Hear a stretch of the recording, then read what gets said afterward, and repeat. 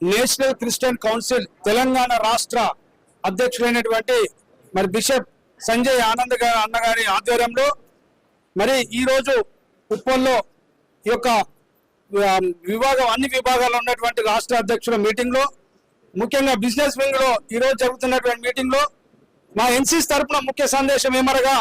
దేశ ప్రజలకు చెప్తున్నాము, ఎన్సీసీ అనేది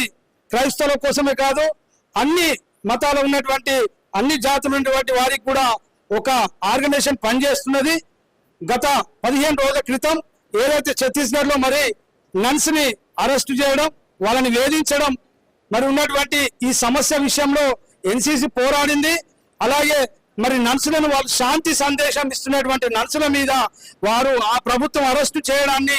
ఎన్సీసీ ద్వారా మేము తీవ్రంగా ఖండిస్తున్నాం. మరి ఆ నర్సులు కూడా మరి రీసెంట్లీగా అక్కడ ఉన్నటువంటి పొలిటిక్ విభాగం కానీ మా ఎన్సీసీ ఆధ్వర్యంలో కానీ నేషనల్ క్రిస్టియన్ సంబంధించినటువంటి అనేక ఆర్గనైజేషన్లు కూడా